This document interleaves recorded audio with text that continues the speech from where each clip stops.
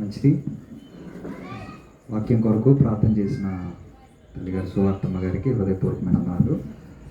దేవాది దేవుడు మనల్ని ప్రేమించి ఇచ్చినటువంటి చక్కటి తరుణాన్ని బట్టి, సమయాన్ని బట్టి దేవదేవునికి క్రీస్తు ద్వారా కృతజ్ఞతాస్తుతులు చెల్లిస్తూ, అలాగే చేరువచ్చిన మీ అందరికీ ప్రభునామమున శుభములు, వందనములు తెలియజేస్తున్నాను. అందుకంటే ముఖ్యంగా మీకు, మీ కుటుంబ సభ్యులందరికీ కూడా గుడ్ ఫ్రైడే శుభాకాంక్షలు కూడా తెలియజేస్తున్నాను. మంచిది. ప్రభునందు ప్రియులరా, గుడ్ ఫ్రైడే గురించి కొన్ని ప్రాముఖ్యమైన విషయాలు మనం ఈ రాత్రి వేళ మనం నేర్చుకునే ప్రయత్నం చేద్దాం. ఇందాక లోకేష్ గారు చెప్పినట్టుగా ఖాళీ మనసుతో ఇంతకు మునుపు మనం ఏ విషయాలు అయితే ఉన్నామో వాటన్నిటిని కూడా కాస్త పక్కన పెట్టి ఒక ఎంటీ మైండ్తో, క్లీన్ మైండ్తో కాస్త దేవుని వాక్యాన్ని మనం వినగలిగితే చాలా మంచి విషయాలు ఉన్నాయి. ఈ రాత్రి వేళ మనం ఒక్కొక్కటిగా మనం ధ్యానం చేద్దాం. గుడ్ ఫ్రైడే అంటే మంచి శుక్రవారము, శుభ శుక్రవారము. ఏ శుక్రవారానికి లేని ప్రత్యేకత, ఏ శుక్రవారంలో లేని మంచి, ఈ శుక్రవారానికే ఉండడానికి గల కారణం, ఈ రోజున ప్రపంచ మానవాళి కొరకు ప్రభు అయిన యేసుక్రీస్తు వారు మరణించారు. మానవాళి చేసిన పాపాల పరిహారం కొరకు ఒక పరిశుద్ధుడు, ఒక పవిత్రుడు, ఒక నిర్దోషి, ఒక నిష్కల్మషుడు, పాపులలో చేరక ప్రత్యేకముగా ఉన్నవాడు. అలాంటి ఆయన మరి ముఖ్యంగా చెప్పాలంటే సాక్షాత్తు దేవుడే మరి నరావతారిగా భూమి మీదకి వచ్చి ప్రాణం పెట్టడం అన్నది నిజంగా అది చిన్న విషయం కాదు. ఈరోజు మనం అందరం కూడా పాపం నుంచి విడిపించబడ్డాము అంటే ఆ రోజున యేసుక్రీస్తు వారు కలువరి శిలువలో మరణించడం వలనే ఈరోజు మనం అందరం కూడా పాప విముక్తులం అయ్యాము. ఈ విషయాన్ని మనం బలంగా గుర్తుపెట్టుకోవాలి. ఇకపోతే ఈరోజు మరొక విశేషం ఉంది. అదేంటంటే ఈరోజు నా తండ్రి గారి జ్ఞాపకార్థం, ఆయన చనిపోయిన రోజు. ఇది ఎందుకు చెప్తున్నానంటే ఇక్కడ మీకు ఒక విషయం చెప్పడానికి. గుడ్ ఫ్రైడే గురించి చాలామంది చాలా రకాలుగా మాట్లాడుతున్నారు, భిన్నమైన వాదనలు. క్రైస్తవ్యంలో ఉన్నవారే వాళ్ళ వాదన తప్పు పట్టడం కోసం నేను ఇక్కడ నిలబడలేదు, కానీ ఒక విషయాన్ని నేను ఈ రీతిగా చెప్పాలని అనుకుంటున్నాను. నా తండ్రి మరణించాడు ఇప్పటికీ 2018 అంటే ఇప్పటికి ఎన్ని సంవత్సరాలు? 8 అండి, 8 సంవత్సరాలు. ఇప్పుడు నేను ఇంకెంతకాలం బ్రతుకుతాను? సుమారుగా ఉజ్జాయింపుగా ఏంటి, బ్రతకనా ఏంటి?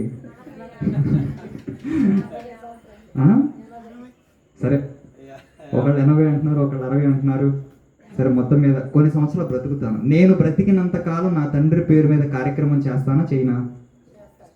చేస్తాను కదా, ఇది గుర్తుపెట్టుకోండి. నా తదనంతరం వచ్చిందనుకోండి, వాళ్ళు చేస్తారా? చేయొచ్చు, చేయకపోవచ్చు. ఎందుకంటే వాళ్ళకి తెలియదు కదా, వాళ్ళు చూడలేదు కదా, తాతయ్య అనే ఒక ఆలోచన వాళ్ళకు ఉండదు. కానీ నా పేరు మీద వాళ్ళు చేస్తారు. వాళ్ళు ఎంతకాలం చేస్తారు? వాళ్ళు బ్రతికినంతకాలం చేస్తారు. ఒక ప్రేమ ఉంటే, మా నాన్న చూశాడు, మా నాన్న మమ్మల్ని బాగా ప్రేమించాడు, మా నాన్న మా కోసం ఎంతో త్యాగం చేశాడు అనేది వాళ్ళకు ఉంటే వాళ్ళు బ్రతికినంతకాలం. అంటే ఒక మనిషి పేరు మీద ఎన్ని సంవత్సరాల పాటు లేదా ఎన్ని వర్ధంతులు జరుగుతాయంటే ఆ తరం బ్రతికి ఉన్నంత వరకు మాత్రమే కొన్ని వర్ధంతులు జరుగుతాయి. సుమారుగా 10, 20, 30, 40, 50 వర్ధంతి కార్యక్రమాలు జరుగుతాయి. లేదా పార్టీ నాయకులు దేశం కొరకు మరణించిన వాళ్ళు లేదా రాష్ట్రం కోసం మరణించిన వాళ్ళైతే ఆ రాష్ట్రం ఉన్నంత వరకు లేదా ఒక 50, 100, 150, 200, 300 సంవత్సరాల పాటు జరుగుతుంది. కానీ ప్రపంచవ్యాప్తంగా 2000 సంవత్సరాలుగా 2000 వర్ధంతులు జరుగుతున్నా కూడా ఇంకా ముందున్న కాలంలో కూడా జరుగుతూనే ఉంటుంది. సూర్యుడు ఉన్నంత వరకు, భూమి నిలిచి ఉన్నంత వరకు, చంద్రుడు ఉన్నంత వరకు ఈ వర్ధంతులు జరుగుతూనే ఉంటాయి. ఎవరి పేరు మీద ఈ వర్ధంతి, ఎవరి పేరు మీద ఈ జ్ఞాపకార్థ కూడిక? ప్రభు అయిన యేసుక్రీస్తు వారి పేరు మీద. నిజంగా ప్రపంచవ్యాప్తంగా జరుపుకునేటటువంటి గొప్ప కార్యక్రమం ఇది. ఇప్పుడు మా నాన్న చనిపోతే మేము జరుపుకుంటాం కుటుంబం కాబట్టి. రాష్ట్రంలోని ఒక పార్టీకి సంబంధించిన నాయకుడు చనిపోతే ఆ కార్యకర్తలు, ఆ పార్టీకి సంబంధించిన వారు జరుపుకుంటారు. కానీ లోకమంతా ప్రపంచమంతా ఏ ఒక్కరూ ఖాళీగా ఉండకుండా దేవాలయాల్లో మందిరాల్లో నిండిపోయి మరి ప్రత్యేకమైన ఆరాధనలు చేయడం, స్తుతించడం, కీర్తించడం, కృతజ్ఞతలు చెల్లించడం, ఘనపరచడం, కొద్దిసేపు పశ్చాత్తాపడడం, కొద్దిసేపు మౌనం వహించడం, ఇది ఎవరి పేరు మీద జరుగుతుందంటే సాక్షాత్తు యేసుక్రీస్తు ప్రభు పేరు మీద జరుగుతుంది. ఇది ఇప్పుడే కాదు, ఇదిగో సూర్యుడు ఉన్నంత వరకు, చంద్రుడు ఉన్నంత వరకు, భూమి ఉన్నంత వరకు, ఈ కాలం ఆగిపోయేంత వరకు ఆయన పేరు మీద ఈ కార్యక్రమాలన్నీ జరుగుతూనే ఉంటాయి. ఎంత గొప్ప విషయం ఆలోచించండి. అసలు గుడ్ ఫ్రైడే అనేది జరగాలి, జరగకపోతే ఎలాగా? గుడ్ ఫ్రైడే పేరు మీద మరి తప్పుడు కార్యక్రమాలు చేస్తే దాన్ని మనం సమర్థించకూడదు. గుడ్ ఫ్రైడే రోజున లేదా గుడ్ ఫ్రైడే పేరు మీద మరి దేవునికి అయిష్టమైన కార్యక్రమాలు జరిగిస్తే ఖచ్చితంగా మనం దాన్ని వ్యతిరేకించడంలో తప్పులేదు. కానీ గుడ్ ఫ్రైడే రోజు అనేది జరగటం వలన మరి ఎంత మేలు, ఎంత మంచి జరుగుతుందంటే ప్రియులరా, అనేక మంది ఈ రోజున కొత్త వాళ్ళు సైతం కూడా ప్రభు యొద్దకు వచ్చే అవకాశం ఉంటుంది. అవునా కదా? ఇకపోతే ఈ గుడ్ ఫ్రైడేని ఎవరు ప్రారంభించారో మనకు తెలీదు. కానీ ప్రారంభ శతాబ్దంలోని సంఘం వారే, ఆది అపోస్తలుల కాలం లేదా మొదటి శతాబ్దంలోని మొదటి క్రైస్తవ సంఘం వాళ్ళ నుంచే ప్రారంభమైందని మరి చరిత్ర మనకు చెప్తున్నటువంటి విషయాలు అన్నమాట. అప్పటి నుంచి ఇప్పటి వరకు యేసుక్రీస్తు వారి పేరు మీద ప్రతి సంవత్సరం మనం ఇలా కూడుకోవాలి, ఆయన మన కొరకు మరణించారు అని మరి ప్రార్థించడం, ఆ రోజున ఆయనకి కృతజ్ఞతలు చెల్లించడం, ఆయనకి స్తుతులు చెల్లించడం అనేది ఆ రోజు నుంచి ఈ రోజు వరకు జరుగుతూనే ఉంది. ఇక ముందు కూడా జరుగుతూనే ఉంటుంది. ఎందుకంటే చనిపోయిన ఆయన మన తాతో, మన కుటుంబ సభ్యుడు, మన బంధువు కాదు, లోక రక్షకుడు చనిపోయాడు. లోక రక్షకుడు లోకం కోసం మరణించాడు. ప్రపంచ మానవాళి పాపం కొరకు ఆయన సిలువ వేయబడటం జరిగింది. అందుకే ఆయన జ్ఞాపకార్థం ప్రతి సంవత్సరం ఈ రీతిగా ప్రతి ఒక్కరూ ప్రపంచవ్యాప్తంగా కూడుకోవడం జరుగుతుంది. ఇది గుడ్ ఫ్రైడే గురించి నేను చెప్పాలనుకున్న విషయం. ఇకపోతే ఈ గుడ్ ఫ్రైడే సందర్భంగా ఒకరి గురించి ఈరోజు మీతో మాట్లాడతాను. బైబిల్లోనికి వెళ్ళి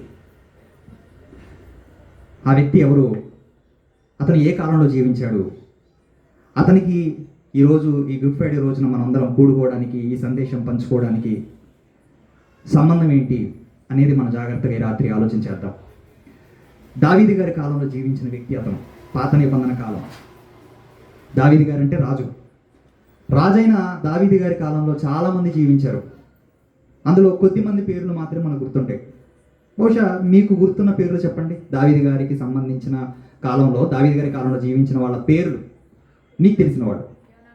వెరీ గుడ్. యోనాతాను, సౌలు, దావీదు గారికి ముందు. రైట్. ఇంకా బర్జిల్లై. Very very good. పెద్ద ఆయన 80 సంవత్సరాల పాటు జీవించిన వ్యక్తి. రైట్. ఇంకా దావీదు గారి కాలంలో జీవించిన వ్యక్తులు, నాతాను ప్రవక్త. Very good. ఇంకా మంచిది. ఇంకా అబ్షాలోము కుమారుడు. మంచిది. ఇంకా వినోదా, అమ్నోను, దావీదు గారి పెద్ద కుమారుడు. రైట్. మంచిది. ఇంకా తామారు. ఓకే. ఇంకా రైట్. ఇవి దావీదు గారి కాలంలో జీవించినటువంటి వ్యక్తులు. మనకి అబ్రహాము, ఇస్సాకు, యాకోబు, యోసేపు, మోషే, దావీదు, సొలొమోను, సౌలు, లేకపోతే ఈ పేర్లే ఎక్కువగా మనకు వినిపిస్తూ ఉంటాయి. అయితే దావీదు గారి కాలంలోనే కాదు, బైబిల్లో చాలా మంది భక్తులు జీవించిన వారి కాలాల్లో చాలామంది పేర్లు మరుగు చేయబడ్డాయి. అంటే వాళ్ళ గురించి మనం ఎక్కువగా మాట్లాడుకోకపోవడం వలన, వాళ్ళ గురించి మనం ఎక్కువగా ధ్యానించకపోవడం వలన ఇలాంటి పరిస్థితి మనం చోటు చేసుకుంటుంది అనమాట. ఇతను అనేవాడు ఒకడు ఉన్నాడా, ఇతని గురించిన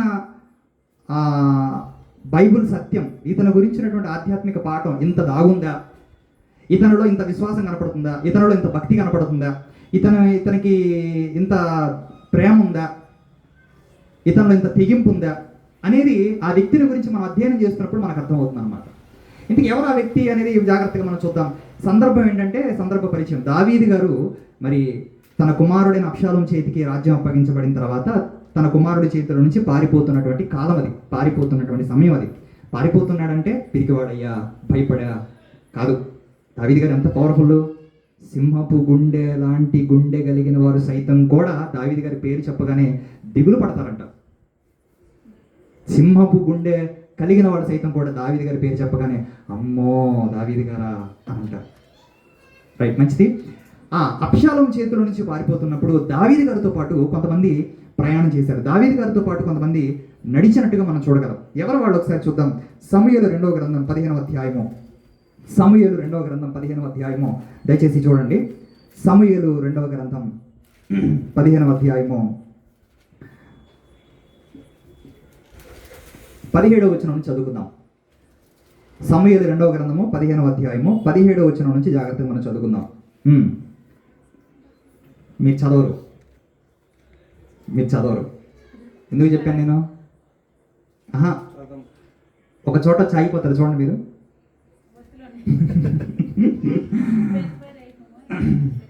చదవాలండి, చదివితేనే వస్తుందండి. మనకి రాని పదాలు ఎక్కువగా ఏం చేయాలంటే కాస్త ఇంట్లో ఉన్నప్పుడు ఎవరు లేనప్పుడు పెద్దగా గట్టిగా చదవాలి. పిల్లల్ని చిన్నప్పుడు స్కూల్లో ఏం చేస్తారంటే టీచర్స్ పెద్దగా చదివిస్తారు. ఎందుకంటే వాళ్ళకి రావాలి, ఆ పదాలు తిరగాలి, నోరు తిరగాలని. బైబిల్లో కొన్ని పదాలు నోరు తిరగని పదాలు ఉంటాయి, కానీ మనం అర్థం చేసుకుని ప్రయత్నం చేద్దాం. 17వ వచనం నుంచి, రాజును అతని ఇంటి వారును బయలుదేరి బేత్మెర్హాకుకు వచ్చి బస చేసిరి. బేత్మెర్హాకుకు వచ్చి బస చేసిరి. బేత్మెర్హా చెప్పండి నాతో పాటు. బేత్మెర్హా. బేత్మెర్హాకు. బేత్మెర్హాకుకు వచ్చి బస చేశారు. రైట్. 18వ వచనం, అతని సేవకులందరూ అతని ఇరు పార్శ్వముల నడిచిరి. ఇరు పార్శ్వముల నడిచిరి అంటే ఇరువైపులా, కుడివైపున కొందరు, ఎడమ వైపున కొందరు. కెరేతీలందరూ, పెలేతీలందరూ, గాతు నుండి వచ్చిన 600 మంది గిత్తీలను రాజునకు ముందుగా నడుచుచుండిరి. ముందుగా కొంతమంది నడుస్తున్నారు. ఇరు పార్శ్వముల అనగా ఎడమ వైపున కొందరు, కుడివైపున కొందరు నడుస్తున్నారు. ఎవరు వీళ్ళు? ఇలా నడిచే వాళ్ళని ఏమంటారో తెలుసా అండి? బాడీ గార్డ్స్ అంటారు. రాజ దేహ సంరక్షకులు అంటారు. ముందు వైపు, ఎడమ వైపు, కుడివైపున నడిచేవాడు. వీళ్ళు ఎవరంట? కెరేతీలు, పెలేతీలు అంట.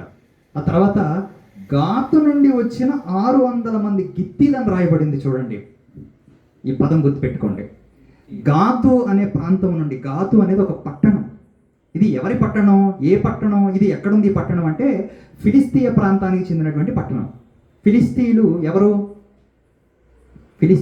ఇశ్రాయేలుడికి ఏమవుతారు? బద్ధ శత్రువులు. అలాంటి ఫిలిస్తీయ ప్రాంతంలోని గాతు అనే పట్టణానికి సంబంధించినటువంటి వాళ్ళే వీళ్ళు, ఈ 600 మంది.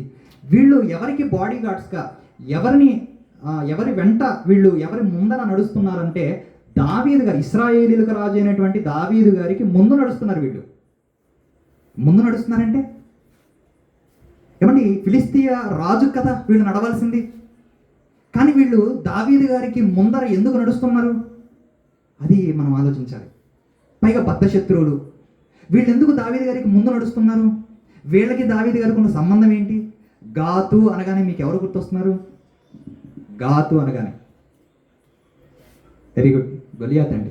గాతు అనగానే ఎవరు గుర్తుకు రావాలి? గొలియాతు గుర్తుకు రావాలి. గాతు పట్టణానికి చెందినవాడు, గొలియాతును ఓడించినవాడు, గొలియాతును చంపినవాడు దావీదు గారు.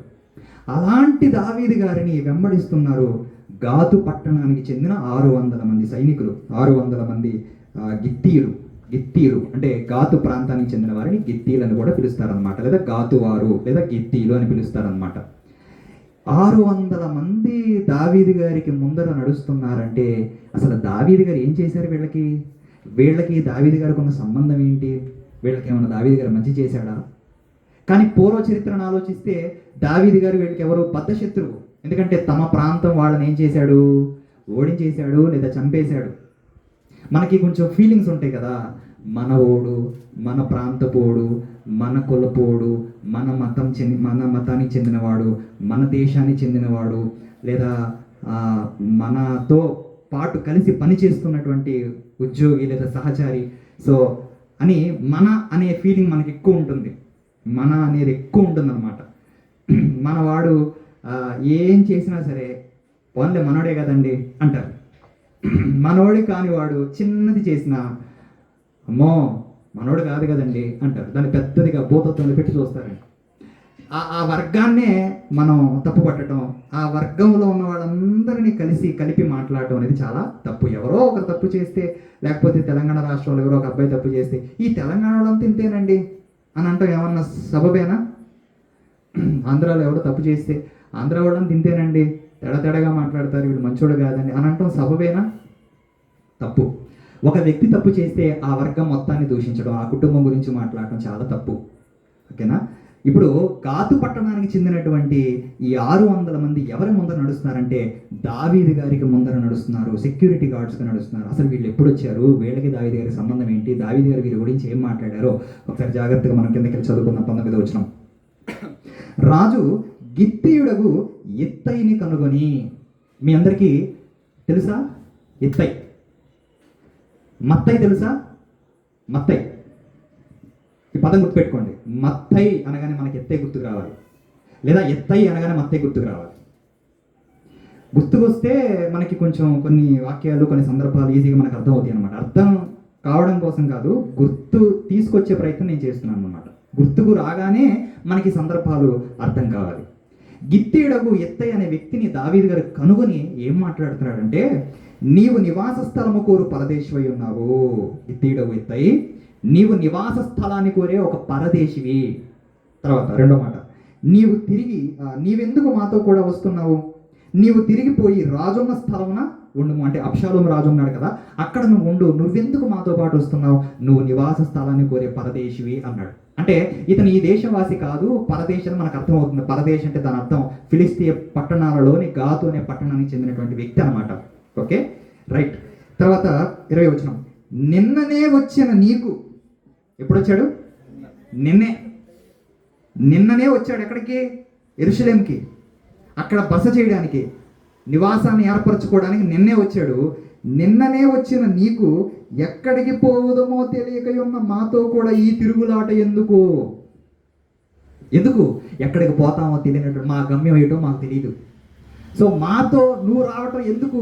తర్వాత నీవు తిరిగి నీ సహోదరుని తోడుకొని పొమ్ము, కృపా సత్యములు నీకు తోడుగా ఉండునుగా అని చెప్పగా ఎత్తయి ఒక మాట మాట్లాడుతున్నాడండి. ఇక్కడ ఎత్తయి మాట్లాడుతున్న మాట ఏంటి? నేను చచ్చిన బ్రతికిన యెహోవా జీవము తోడు, నా ఏలిన వాడవను రాజవనగు నీ జీవము తోడు, ఏ స్థలమందు నా ఏలిన వాడవను రాజవనగు నీవుందువో ఆ స్థలమందు నీ దాసుడనైన నేనుందునని రాజుతో మనవి చేశాను. ఏ మాట మాట్లాడుతున్నాడు చూడండి. రాజా, అలా చెప్పొద్దు, ప్లీజ్ అలా చెప్పొద్దు. నువ్వు ఎక్కడుంటావో నేను అక్కడే ఉంటాను. చావనైనా చస్తానేమో, బ్రతుకైనా చావైనా అది నీతోనే. ఈ మాట మాట్లాడుతున్నప్పుడు ఎవరు గుర్తొస్తున్నారు మనకి? వెరీ గుడ్ అండి, ఈరోజు మీరు 10 పాయింట్లు గెలుచుకున్నారండి. నిజంగండి, అలా రావాలి. సేమ్ ఇవే డైలాగులు ఎవరి నోటి నుంచి వచ్చాయి? రూతమ్మ గారి నుంచి వచ్చాయి. అంటే దావీదు గారికి రూతు గారికి సంబంధం ఏంటి? మొత్తం ఆయనమ్మ. రిలేషన్ ఏంటి? మొత్తం ఆయనమ్మ. దావీదు గారి తండ్రి పేరు ఏం పేరు? యెషై గారి తండ్రి పేరు ఏం పేరు? ఓబేదు గారి తండ్రి పేరు ఏం పేరు? బోయేజు గారికి భార్యే రూతమ్మ. ఆ రూతు గారు తన అత్త అయిన నయోమితో చెప్పినటువంటి మాట, నీ జనమే నా జనము, నీ దేవుడే నా దేవుడు, నువ్వు ఎక్కడ ఉంటే అక్కడికే నేను వస్తాను. ఇదిగో మరణం తప్ప నన్ను వేరు చేయడానికి ఏది లేదమ్మా అని చాలా స్పష్టంగా, చాలా ఉన్నట్టుగా, ఎంతో ప్రేమను, ఎంతో విశ్వాసాన్ని వ్యక్తపరిచినటువంటి వ్యక్తే రూతమ్మ. అవే డైలాగులు చాలా సంవత్సరాల తర్వాత దావీదు గారి కాలంలో ఎదురుగా ఉన్నటువంటి ఎత్తయి నోట నుంచి వినబడగానే దావీదు గారికి హృదయం ఎలా ఉంటుందండి? ఎప్పుడో మన ముత్తనాయనమ్మ వాళ్ళ అత్తతో మాట్లాడిన మాటలు ఇప్పుడు మరలా అవి వినపడుతున్నాయి. ఎవరి నోట? అన్యుడైన ఎత్తయి నోట వినపడుతున్నటువంటి మాట. తాను రావటమే కాదు, తనతో పాటు 600 మందిని కూడా వెంట పెట్టుకొని తీసుకొచ్చాడు.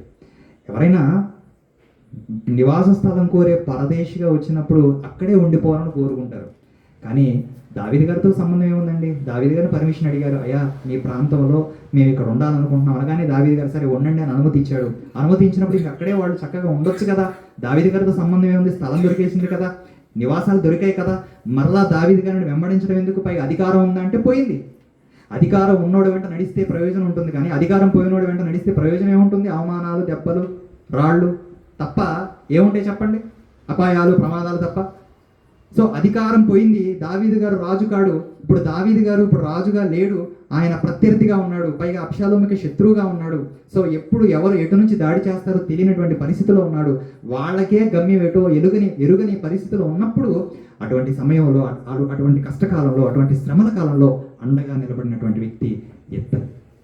నేనున్నాను రాజా, నేను మీ వెంటే ఉంటాను, చచ్చినా బతికినా సరే నేను మీతోనే వస్తాను, మీ దగ్గరే ఉంటానయ్యా, ఎందుకంటే నేను వచ్చిందే అసలు మీరున్నారని వచ్చాను. మీరు లేని రాజు రాజ్యమే కాదు, నీవు లేని రాజు రాజే కాడు. నువ్వు మాకు రాజు కాకపోయినా సరే, లేకపోతే వాళ్ళకు నువ్వు రాజు కాకపోయినా సరే, నువ్వు మాత్రం మాకు రాజువే. రాజు ఎక్కడున్నా రాజే. సో నువ్వు మాకు హృదయాలలో సుస్థిరంగా రాజుగా నువ్వు కొలువై ఉన్నావు, నిలబడిపోయి ఉన్నావు. సో నిన్ను విడిచిపెట్టి మేము ఉండలేము అని ఇత్తయి మాట్లాడుతున్నాడండి. ఎంత మంచి మాట అండి. ఎవరు మాట్లాడుతారండి ఈ మాటలు? అంటే నేను చావనైనా చస్తాను అనే మాట పదం ఉపయోగించాడు ఇక్కడ. బాగా ఆలోచించండి. ఎందుకు ఇత్తయి నువ్వు చచ్చిపోవాలనుకుంటున్నావు దావీదు గారి కోసం? దావీదు గారు నీకేం చేశాడు? నీ కోసం నీకేమన్నా మేలు చేశాడా, సహాయం చేశాడా, నీకేమన్నా సమస్య ఉంటే పరిష్కరించాడా, లేకపోతే నీకు భూ వివాదం ఏమైనా ఉంటే, లేకపోతే నీకేమన్నా చేశాడా, మేలు చేశాడా, ఉపకారం చేశాడా అంటే దావీదు గారు ఏం చేసినా సరే, దావీదు గారు మాకు రాజు, ఆయన చాలా మంచివాడు, ఆయన మాకు నివాసాన్ని ఇచ్చినవాడు, స్థలం ఇచ్చినవాడు, భూమిని ఇచ్చినవాడు, మమ్మల్ని ప్రేమించి మమ్మల్ని చేర్చుకున్న ఒక మహోన్నతమైన వ్యక్తి, గొప్ప గుణాలు కలిగినటువంటి రారాజు దావీదు గారు. అలాంటి దావీదు గారి కోసం అవసరమైతే మా ప్రాణాలు కూడా ఇస్తాము అంటున్నాడండి. ప్రాణం ఇచ్చేస్తానంటున్నాడండి. ప్రాణం ఎవరికి ఇస్తానంటున్నాడు? దావీదు గారికి ఇస్తానంటున్నాడు. దావీదు గారు మంచివాడా చెడ్డవాడా? మంచివాడు. అంటే మంచివాడి కోసం ఇత్తయి ఏం చేస్తున్నాడు? ప్రాణత్యాగం చేయటానికి కూడా సిద్ధపడ్డాడు. ఎవరు అనగలరు ఈ మాట? చెప్పండి, ఎవరు అనగలరు? నేను చెప్తున్న మాట మీకు కొన్ని విషయాలు, కొన్ని వాక్యాలు కనెక్ట్ అవ్వాలి మీకు. ఎవరు అనగలరు ఈ మాట? ఆలోచించండి. ప్రాణత్యాగం ఎవరు చేయగలరు చెప్పండి? ఎంత మంచివాడైనా సరే, ఎంత నీతిమంతుడైనా సరే, ఎంత గొప్ప మనసున్న మహారాజు అయినా సరే, అతని కొరకు ప్రాణాలు ఇవ్వాలి అనే ఆలోచన ఎంతమందికి ఉంటుంది? ఎవరికి ఉంటుంది చెప్పండి ప్రియులారా? మీరు ఇంటికి వెళ్ళండి, నువ్వు నన్ను ఎంత ప్రేమిస్తున్నావు అని అడగండి. భార్యని కానీ, భర్తని కానీ, లేకపోతే మీ పిల్లల్ని కానీ, మీ తల్లిదండ్రులను అడగండి. చాలా ప్రేమిస్తున్నాను అన్నారనుకోండి, వెరీ గుడ్, సరే, నిజంగా నీకు నా మీద ప్రేమ ఉంటే, గౌరవం ఉంటే, నెక్స్ట్ డే ఇలా మీరే పూరించండి. ఇంటికి వెళ్ళి అడగండి, ఈ ప్రాణాలు నాకు ఇచ్చేసి అని అడగండి. వాళ్ళతో మనకెందుకండి, మనం ఉందాం. ఈ జనరేషన్స్తో మనకెందుకు? ఇప్పుడు దావీదు గారు మంచివాడు కాబట్టి, గొప్ప మనసున్న మహారాజు కాబట్టి ఆయన కోసం ప్రాణాలు అర్పిస్తున్నారు. ఎందుకు? నాలాంటోడు పోయినా పర్వాలా, ఇలాంటోడు బతకాలి, ఇలాంటి వాడు బతికితే ఎంతోమందికి మేలు చేస్తాడు, ఎంతోమందికి ఉపకారం చేస్తాడు, ఎంతోమందికి సహాయం చేస్తాడు, నాలాంటి నిరాశ్రయులకు ఆశ్రయాన్ని కల్పిస్తాడు. సో ఇలాంటి వాడు బతకాలి, ఇలాంటి వాడు బతికితే ఎంతోమందిని బతికిస్తాడనే ఆలోచనతో ఇత్తయి ఉన్నాడు. ప్రియులారా, ఈరోజు ఎవరండి ఎంత ప్రేమ ఉన్నా సరే ప్రాణం పెట్టేవాళ్ళు ఎవరున్నారు చెప్పండి? అంటే దావీదు గారి కొరకు ఇత్తయి ఎంతగా ప్రాణత్యాగం చేయడానికి కూడా సిద్ధపడుతున్నాడంటే నిజంగా ఎంత గొప్ప విషయం ఆలోచించండి. ఇత్తయి గురించి చాలా విషయాలు ఉన్నాయి, తర్వాత రాబోయే రోజులు మనం నేర్చుకుందాం. మన పాఠ్యాంశం అది కాదు, ఇత్తయి గురించి కాదు, ఇత్తయిలో ఉన్న ఒక సుగుణం మీతో పంచుకోవాలనుకుంటున్నాను అంతే. ఇత్తయి ఏం చేయాలనుకుంటున్నాడు? నీ కోసం నేను ప్రాణాలు ఇవ్వటానికైనా సిద్ధమని చెప్తున్నాడు. నన్ను వెనక్కిపో అనే మాట చెప్పొద్దు రాజా, నువ్వు ఎక్కడ ఉంటావు నేను అక్కడే ఉంటానని చెప్పినప్పుడు వెంటనే దావీదు గారు చెప్తున్న మాట 22వ వచనంలో, అందుకు దావీదు అన్నాడు, అలాగైతే నీవు రావచ్చు అని ఇత్తయితో సెలవిచ్చిన కనుక ఇత్తయిడగు ఇత్తయిను అతని వారందరూ అతని కుటుంబీకులందరూ సాగిపోయిరి. అంటే గిత్తీడగు ఇత్తయితో పాటు ఇత్తయి యొక్క కుటుంబ సభ్యులు, సహోదరులు, తనకు సంబంధించిన వారందరూ కూడా మరి దావీదు గారితో ప్రయాణం చేసినట్టుగా మనం చూడగలం. ఇదే టైం అండి, ఇలాంటి సిచ్యువేషన్స్ వచ్చినప్పుడేనండి, శ్రమల కాలం, కష్టకాలం వచ్చినప్పుడేనండి ఎవరు నిజమైన స్నేహితులో, ఎవరు అబద్ధమైన స్నేహితులో మనకు తెలుస్తుంది. నిజమైన స్నేహితుడు విడువక ప్రేమించును, అట్టివాడు దుర్దశలో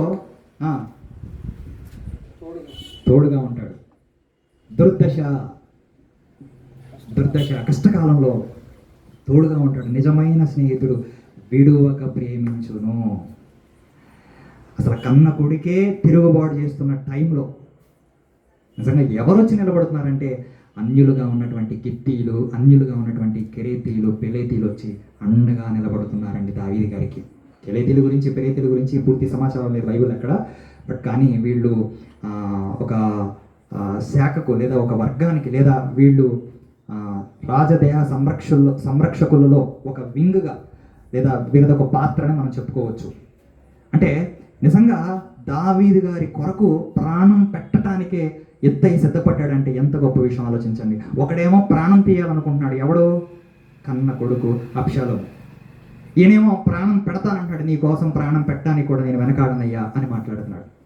ఎందుకనంటే దావీదు గారు మంచివాడు, నీతిమంతుడు, ఉత్తముడు, గొప్ప మనసున్న మహారాజు, మహోపకారి. అంటే మహోపకారి అంటే మహా ఉపకారం చేసే స్వభావం కలిగిన వాడు అనమాట. అందుకే అటువంటి దావీదు గారి కొరకు ప్రాణం పెట్టాలనుకుంటున్నారు. ఎవరండి ఈ రోజుల్లో ఎంత మంచివారైనా సరే ప్రాణం పెట్టాలనుకునేవాళ్ళు, ఎంత మంచివాళ్ళైనా సరే వాళ్ళ కొరకు ప్రాణం పెట్టాలన్న ఆలోచన ఎంతమందికి ఉంటుంది చెప్పండి? ఎవరికి ఉంటుంది చెప్పండి? ఎవరికి ఉండదు. ఎవరు పెట్టాలనుకోరు. వాడెవడో కోసం నా ప్రాణం ఎందుకు పెట్టాలనుకుంటారు? ఎందుకంటే మన భవిష్యత్తు గురించి మనం ఆలోచిస్తాం, మన గురించి మనం ఆలోచిస్తాం.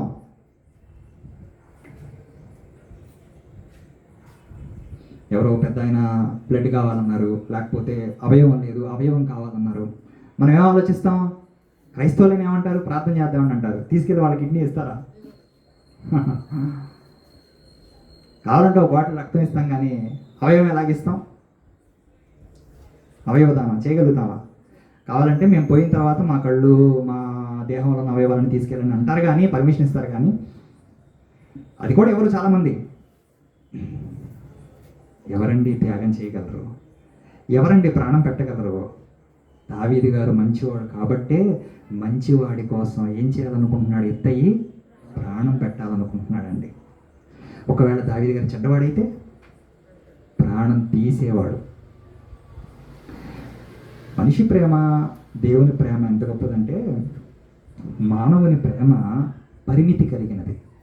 నువ్వు మంచివాడు అయితే, నువ్వు గొప్పవాడు అయితే నిన్ను ప్రేమిస్తాను. నువ్వు మంచివాడి కాకపోతే నేను ఎందుకు ప్రేమిస్తాను నిన్ను? అది మానవుని ప్రేమ. కానీ దేవుని ప్రేమ అలా కాదు.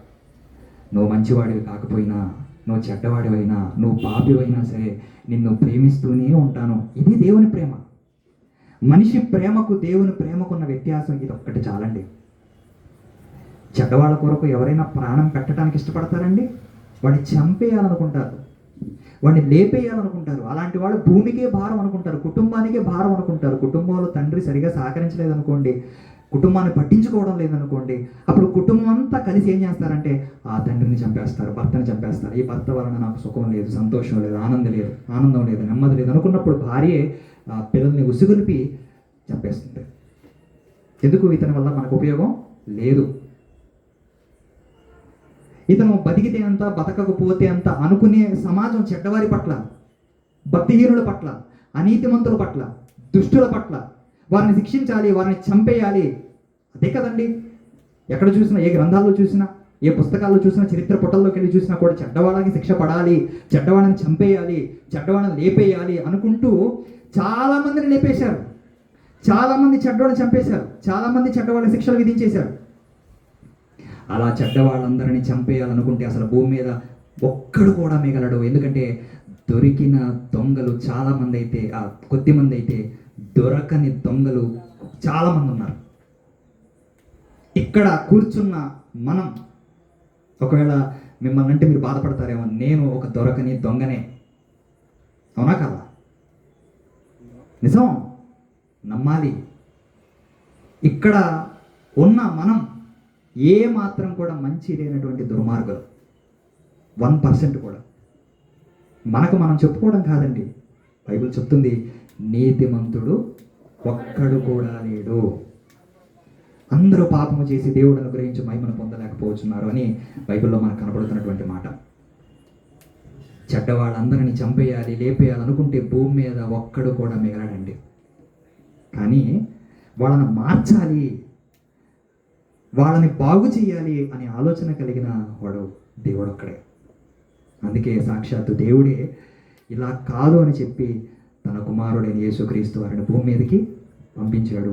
అలా పంపించిన తర్వాత ఆయన ప్రేమను, ఆయన శిలువ త్యాగాన్ని అర్థం చేసుకున్నటువంటి అపోస్తలుడైన పౌలు గారు ఒక మంచి మాట మాట్లాడాడు.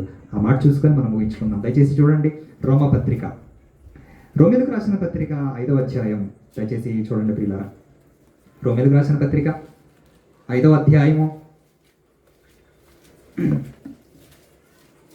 రోమపత్రిక 5వ అధ్యాయము 7, 8 వచనాలు జాగ్రత్తగా మనం చదువుకుందాం.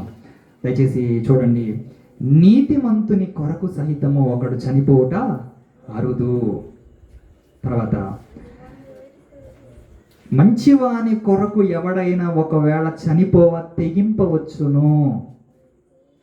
అయితే దేవుడు మన ఎడల తన ప్రేమను వెల్లడిపరుచుతున్నాడు.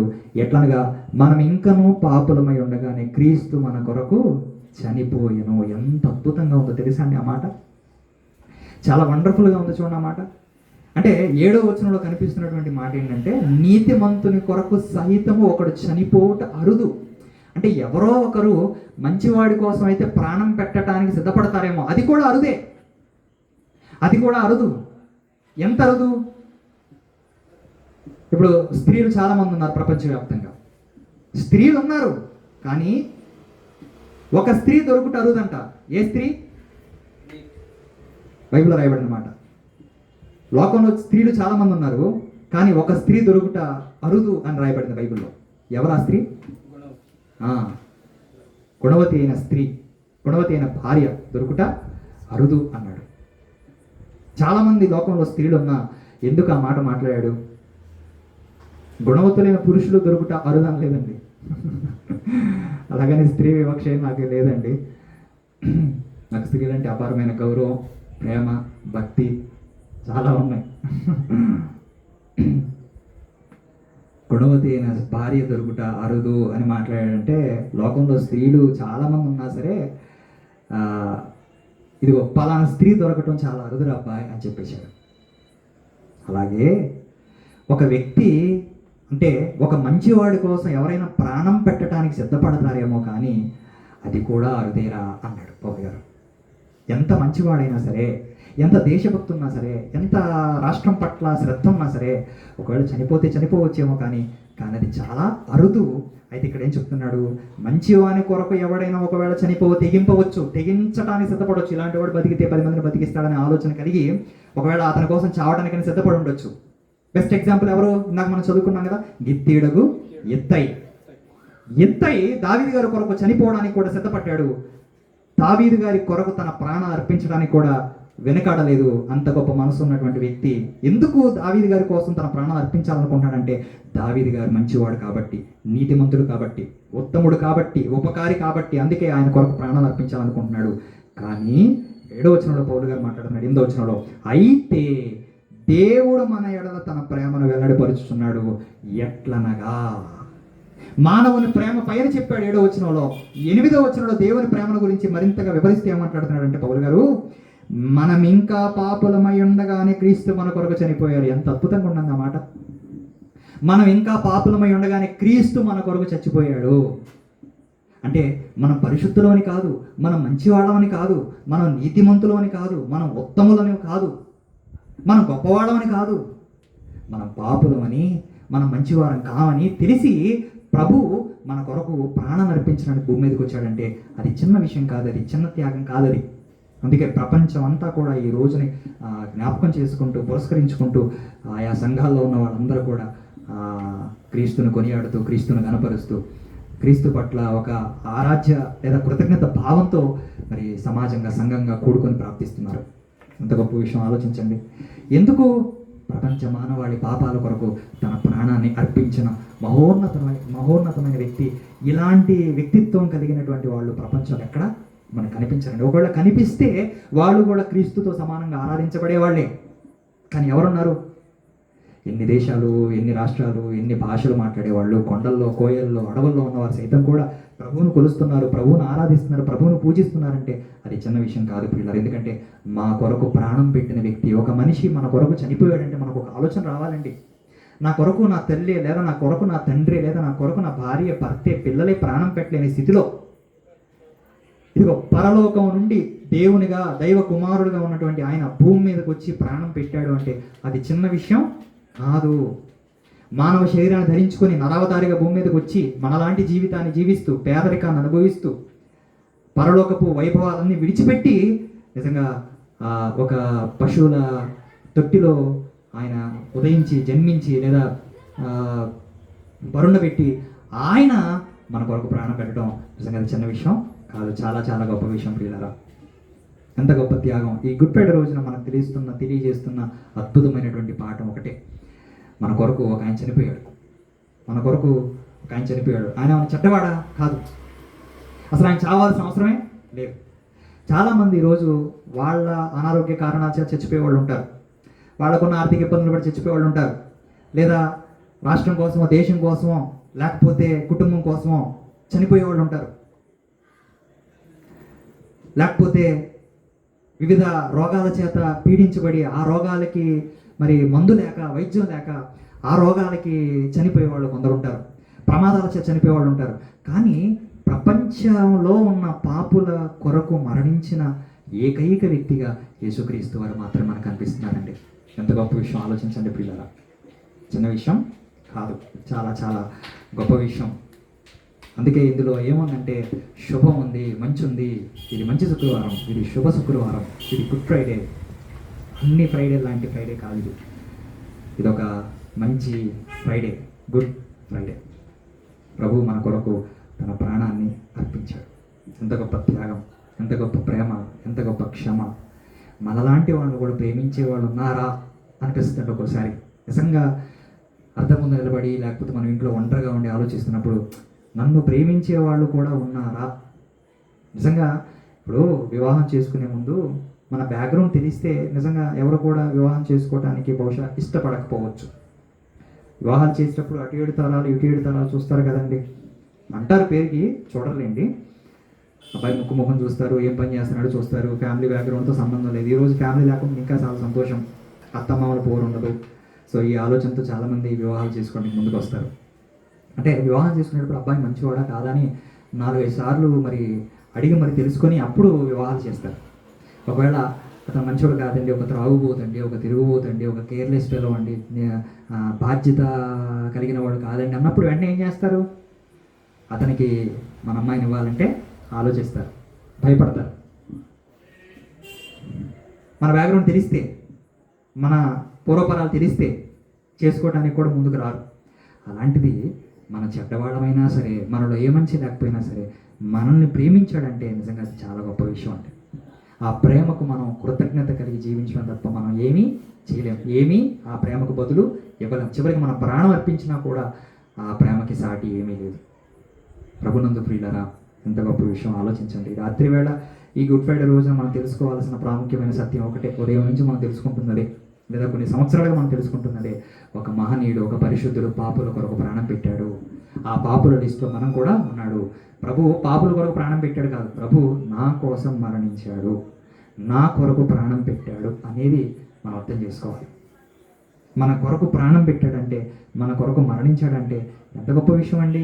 చిన్న విషయం అది, చిన్న విషయం కాదు అది. ఇప్పుడు మన చూపులు మంచివి కావు, మన నడతలు మంచివి కావు, మన చేతలు మంచివి కావు, మన నోటి మాటలు మంచివి కావు, మన ఆలోచనలు మంచివి కావు, మన తలంపులు మంచివి కావు, మన ఊహలు మంచివి కావు. పోనీ నిద్రపోతున్నప్పుడు నిద్రలో వచ్చే కళలన్నా మంచిగా వస్తాయంటే మంచి కళలు కూడా రావు, చెడు కళలే. ఎందుకు చెడు కళలు వస్తున్నాయి? మన హృదయం అంతా చెడుతనంతో నిండిపోయినప్పుడు మనం దేని గురించి ఎక్కువైతే ఆలోచిస్తామో అదే కళల రూపంలో చెడుగా మనకు కనబడుతుంది. సో అలాంటి చెడు విధానంలో చెడుగా బ్రతుకుతున్నప్పుడు మనల్ని కూడా ప్రేమించి మన కోసం ప్రాణం పెట్టాడంటే నిజంగా ఎంత గొప్ప త్యాగం, ఎంత గొప్ప ప్రేమ, ఎంత గొప్ప క్షమ. ఆయనలాగా క్షమించేవాళ్ళు ఎవరు లేరు, ఆయనలా ప్రేమించేవాళ్ళు ఎవరు లేరు, ఆయనలాగా సహించేవాళ్ళు, ఆయనలాగా ప్రాణం పెట్టేవాళ్ళు కూడా ఎవరు లేరు అనే సత్యాన్ని రాత్రి వేళ మనం తెలుసుకోవాలి ప్రియులారా. మీకు అర్థమవుతుందని అనుకుంటున్నాను. గుడ్ ఫ్రైడే రోజున మనం తెలుసుకోవాల్సిన సత్యం అదే. పాపుల కొరకు యేసుక్రీస్తు వారు తన ప్రాణాన్ని అర్పించాడు, ప్రాణం పెట్టాడు. మానవుని ప్రేమ ఏంటి అంటే, నువ్వు మంచివాడు అయితే ప్రేమిస్తుంది, కానీ దేవుని ప్రేమ నువ్వు మంచివాడివి కాకపోయినా ప్రేమిస్తూనే ఉంటుంది. నువ్వు పాకపోయినా సరే నేను ప్రేమిస్తూనే ఉంటుంది. ఎందుకు అంటే నన్ను మార్చుకోవాలని. మార్చుకోవడం కోసం ఆయన పడే తపన, ఆయన చూపించే ప్రేమ అంతా ఇంతే కాదు, శిలువలో తన 2 చేతులు చాపి మరి మనల్ని ఆహ్వానిస్తున్నాడు. రా, ఇది నేను నీ పట్ల కలిగి ఉన్న అపారమైన ప్రేమ. నా కోసం రా, నా దగ్గరికి రా. మనం ఆయన దగ్గరికి వెళితే ఆయనకి ఏదో వస్తుందని కాదు, మనకే ప్రయోజనం. ప్రభువు దగ్గరికి వెళితే మనకు ప్రయోజనం ఏంటి? పాపం నుంచి విముక్తి, పాపం నుంచి విడుదల, నరక శిక్ష నుంచి విడిపించబడే గొప్ప అవకాశం ప్రియులారా. కనుక ఈ ప్రేమను అర్థం చేసుకుని మనం, ఈ త్యాగాన్ని అర్థం చేసుకుని మనం ఏం చేయాలంటే ప్రభువు పట్ల కృతజ్ఞత కలిగి జీవించాలి. ప్రభువు పట్ల మనం ఎంతో అపారమైన గౌరవాన్ని కలిగి జీవించాలి. ప్రభువుకి ఇవ్వాల్సిన సమయాన్ని మనం ఇద్దాం. ప్రభువు పట్ల కృతజ్ఞత కలిగి జీవిద్దాం. మన జీవితాలను ప్రభువుకి అంకితం చేద్దాం. మంచిది. ఈ కొద్ది మాటల దేవుడు మన వెనుకలో ఫలింప చేయను కాక. తరలో వంచండి, ప్రార్థనలోకి ఊహించండి, ప్రార్థన చేసుకొని ఈ సందేశాన్ని మనం ముగించుకుందాం. ఆ తదుపరి ప్రభు యొక్క శరీరానికి రక్తానికి సాదృశ్యమైన రొట్టె ద్రాక్షారసన ప్రార్థనతో ప్రవేశిద్దాం. తరలో వంచిన ప్రార్థనలోకి ఊహించండి. మహోన్నతుడైన మా తండ్రి, జీవం కలిగిన మా దేవ, ఈ రాత్రి వేళ ఆయన మమ్మల్ని ప్రేమించి మాకు ఇచ్చిన ఈ సమయాన్ని బట్టి మీకు స్తోత్రాలు. మీ ప్రియకుమారుడు యేసుక్రీస్తు చేసిన బలియాగం ద్వారా ప్రపంచ మానవాళికి, ముఖ్యంగా నాకు నాయన విమోచన కలిగించినందుకు, విడుదల కలిగించినందుకు మీకు స్తోత్రాలు చెల్లిస్తున్నాను తండ్రి. పాప భారంతో ఉన్న నన్ను ప్రేమించి తండ్రి అపారమైన కృపను, ప్రేమను కనపరిచి, నిజంగా నాయన వాత్సల్యాన్ని కనపరిచి, దీర్ఘశాంతాన్ని కనపరిచి, సిలువలో మీ ప్రేమ ఎంత ఉన్నతంగా ఉందో మీరు చాటి చెప్పుకున్న విధానాన్ని బట్టి మీకు స్తోత్రాలు నాయన. తండ్రి, మంచివారి కోసం ఎవరైనా ప్రాణం పెడతారేమో తండ్రి. అందులో ఉదాహరణగా దావీదు గారి కొరకు ప్రాణం పెట్టే స్థితిలో ఉన్నటువంటి ఎత్తైన మేము చూసాం. నిజమే నాయన, మంచివారి కోసం ఎవరైనా ప్రాణం పెడతారేమో కానీ చెడ్డవాళ్ళ కోసం ప్రాణం పెట్టేవాళ్ళు ఎవరు లేరు తండ్రి. చెడ్డవారిని చంపే వాళ్ళే తప్ప, చెడ్డవారిని లేకుండా చేసేవాళ్ళు తప్ప, చెడ్డవారిని నిర్మూలన చేసేవాళ్ళు తప్ప, చెడ్డవారిని బ్రతికించాలి, చెడ్డవారి కొరకు ప్రాణం పెట్టాలనే ఆలోచన ఎవరికి లేదు తండ్రి. నిజంగా మీరు మమ్మల్ని ప్రేమించి, చెడ్డవాళ్ళమైన పాపులమైన మమ్మల్ని ప్రేమించి, మమ్మల్ని మార్చిన మాకు ఇచ్చిన ఇంత గొప్ప స్థితిని బట్టి, ధన్యకరమైన ఆరోగ్యకరమైన స్థితిని బట్టి, వాతావరణాన్ని బట్టి మీకు స్తుతులు స్తోత్రములు చెల్లిస్తున్నాం తండ్రి. మీరు మా పట్ల చూపించిన కృపకై, ప్రేమకై స్తుతులు స్తోత్రములు చెల్లిస్తూ మిగిలిన కార్యక్రమం అంతట్లో కూడా తోడుగా ఉంది. మీరే మహిమగంత ప్రభావాలు పొందుకుని వేడుకుంటూ ఈ చిన్న వారి పాదాలు చెంది పెడుతూ క్రీస్తు యేసు పరిశుద్ధమైన నామం పేరు ఈ ప్రార్థనలు మీకు సమర్పించి వేడుకుంటున్నాం తండ్రి. ఆమేన్, ఆమేన్, ఆమేన్. వందనాలు.